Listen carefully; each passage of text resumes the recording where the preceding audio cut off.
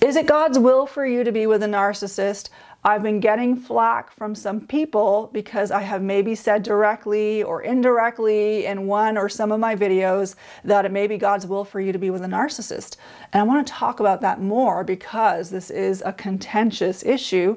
And well, I'd like to talk about it more because, of course, my channel is called Toxicity is Not Your Destiny. Now first, before we get into it, for those of you who are new to my channel, welcome. I'm Shaneen Megji. I'm a coach that helps people to heal and recover their identities from toxic relationships. I also help people to successfully navigate difficult life transitions. Welcome to my channel on Toxicity is Not Your Destiny. I create these videos to help you navigate toxic relationships in your life from a biblical, practical, and spiritual perspective. So if you'd like to receive regular content from me on this subject, take a moment, click that subscribe button, click that bell, because I'm going to be bringing you videos on a regular basis to empower you in navigating toxic relationships. My goal is to get out a video every week or so. So without further ado, let's dive into the subject. I seek to take a biblical approach in my channel, and so the sum of the matter is this: God hates abuse. Psalm 11:5 says, "The Lord examines the righteous, but the wicked, those who love violence, he hates with a passion." God hates abuse. The attributes of a narcissist, the entitlement, the arrogance, the manipulation, the anger, the lack of empathy and compassion, the being full of oneself, the lying, the deception, the slandering, the cutting words, all of those things are attributes that God actually hates. And if you go into the book of Proverbs, God talks about 7 things that he absolutely hates. So I'd like to just go through them. Here's what the Bible says about the 7 things that God hates. These 6 things the Lord hates. Yes, 7 are an abomination to him. So here we go. Number 1, a proud look. Check mark. A narcissist is proud and arrogant. Number 2, a lying tongue. Check mark again. A narcissist continuously lies, deceives, distorts the truth, gaslights. Number 3, hands that shed innocent blood. Okay, a narcissist is not typically a murderer. That could be a psychopath or a sociopath. Number 4, a heart that devises wicked plans. Check mark again for a narcissist who is vengeful, vindictive, who can be emotionally, mentally, and psychologically abusive in order to gain power and control over someone. Number 5, feet that are swift in running to evil. Again, check mark. A narcissist is vengeful and vindictive and emotionally, mentally, and psychologically abusive, who will oppress and destroy the soul of another to exert power and control over them. Number 6, a false witness who speaks lies. Check mark again. A narcissist continuously lies, deceives, distorts the truth, gaslights. And number 7, and one who sows discord among brethren. Check again. A narcissist engages in smear campaigns and slanders people in order to protect their own reputation. They will discard and villainize people, which causes all kinds of chaos, divisions, separations. A narcissist can single-handedly destroy families and communities and churches and organizations through their apt ability to sow discord and to divide people. Narcissists practice most of the things that God hates. And so you have to believe that a narcissistic person who practices narcissism provokes the anger of God. No question about it. How the narcissist treats you is not okay with God. He hates it. In fact, Psalm 11:5 says that God hates it with a passion.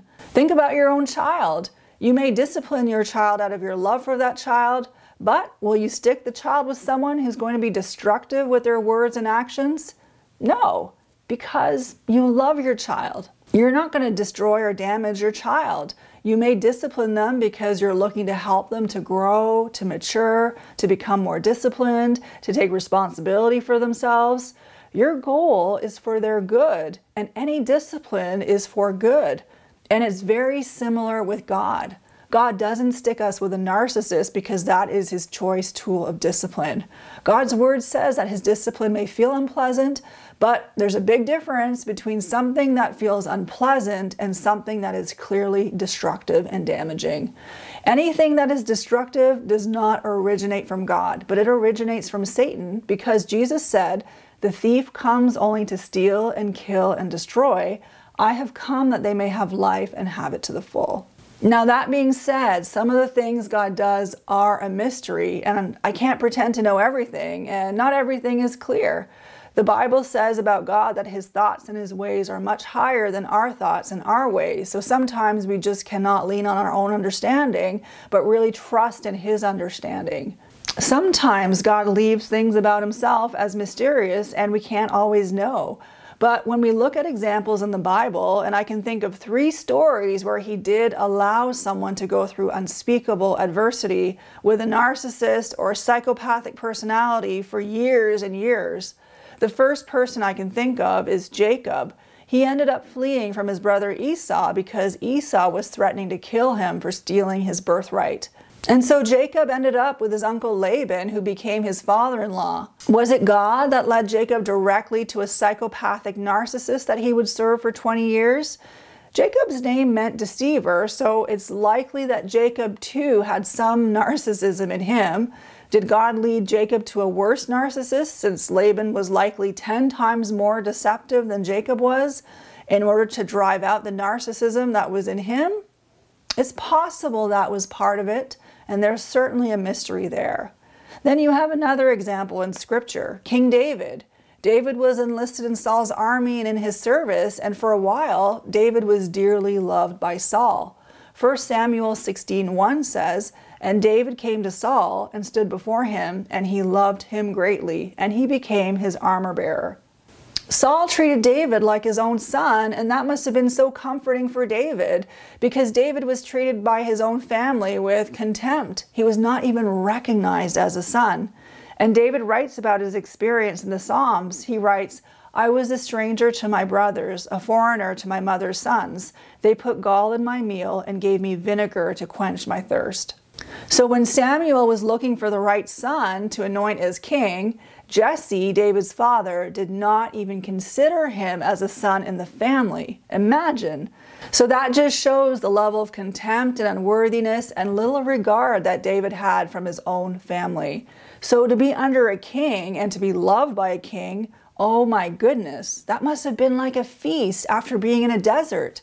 Can you imagine that you have this massive father gap in your life and God fills that father void with someone who would become your worst nightmare? But God allowed it. And that was part of David's training before he became king. His training was to be under this mentally ill psychopath. And that's an example of God allowing it. We see that with Jacob and with David. And probably Joseph too, my third example here, also experienced measures of this when he was sold into slavery. And he had to be in prison and work for Potiphar. Now, I don't know that Potiphar was a narcissist. His wife certainly was. And so there were still levels of toxicity that Joseph too had to be in. So these are examples of 3 Bible characters who had to go through a long season of adversity and a long significant season in their life of being in a toxic scenario, and God using it as preparation for their ultimate calling. Now, all these people had great callings on their lives. They were called to some massive, significant thing. Jacob was called to be a father of a nation. David was called to be king. And Joseph was called to save nations and lives. So these are all very high and lofty callings. So I would just say that if you find that God himself has led you into a long season of adversity with a narcissist or psychopath, where you had to endure a lot of suffering, betrayals, and loss, you likely have a very high calling on your life. You did not go through that kind of suffering in vain. It is because God has plans to use you and your life to influence many, many souls, to bring many, many souls into healing, salvation, freedom from captivity.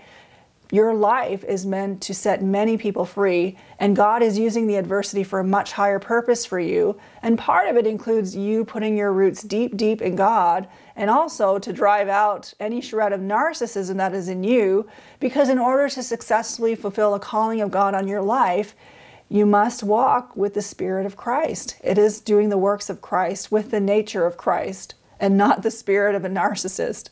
So on the one hand, you have all these examples that I just shared with you, and you have the Israelites that were under Pharaoh for 400 years in slavery. So there comes a time when God calls you to leave, or he engineers circumstances to get you out of the toxicity because it's not his destiny for you.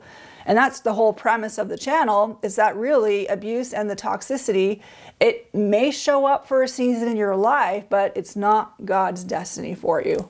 It's not the forever state he wants you to be in for the rest of your life. That's not what fullness of joy means in God's kingdom. It's not what abundant life means. That's not what freedom looks like. That's not the freedom that Jesus came to die for in order for us to experience. Freedom is freedom. It doesn't look like oppression and being silenced and made small. So freedom and fullness of joy does not look like anything toxic, and it doesn't look like being on a perpetual cross. Jesus already died on the cross, and yes, we're called to take up our crosses daily, but it's crosses for Christ and his works, not crosses because we are empowering sin.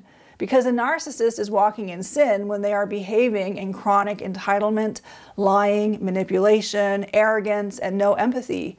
These are all opposites of how we're called to be as Christians. And it doesn't matter if the narcissist is doing God's work or doing godly works.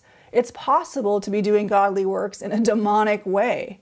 And what do you call that? The Bible calls it a form of godliness that denies God's power. Why? Because it looks like God, but God is not in it. And we're seeing more and more people like that in these times. Why? Because an increase of narcissism is a sign of the end times, and we are living in these times.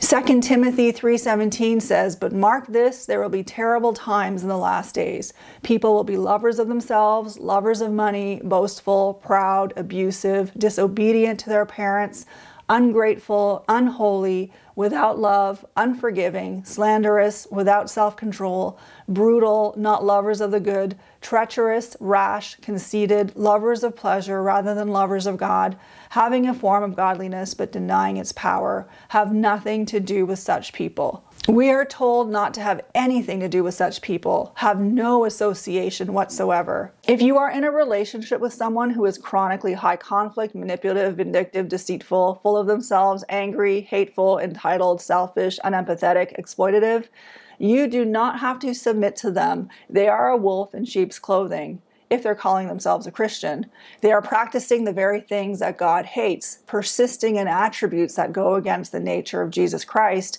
when their first and foremost calling is to become like Christ. Even though they may call themselves a follower of God and do the works of God, they have made themselves an enemy of God. And so when a person chronically behaves this way, they are sinning. They are in sin. And to submit to somebody that's sinning in that way is to deny the healthy, God-given emotions and senses and discernments and gut reactions that he has given you. And this only makes way for the narcissist in your life to become more and more arrogant, more entitled, more demeaning, more cruel, more abusive. Your denial of yourself and submission to them only contributes to their sin because it feeds into their self-delusions and their lies that they believe. And this is not in any way to blame you or make you feel worse, but just to get you to see that a narcissist can certainly weaponize the teachings of Jesus Christ and manipulate you with them so that they can continue practicing their sin of narcissism, which is something that God hates. And the Bible is clear that the way to deal with these types of people is actually to have nothing to do with them. And so sometimes you may be in a situation that you can't get out of, or it's just complicated. You might be a slave. I mean, Jacob was stuck in a contract for 20 years to work for his father-in-law.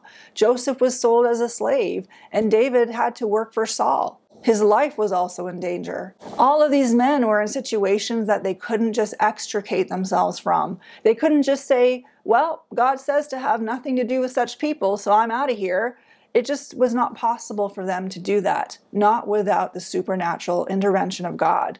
And so while you have examples like these where people were stuck in these toxic arrangements for a season in their life, there are also examples in the Bible of God telling people to stay away from toxic people.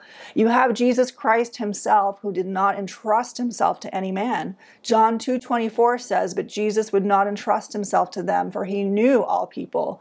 Jesus was also very assertive with the religious leaders, and he never allowed them to have any kind of upper hand over him.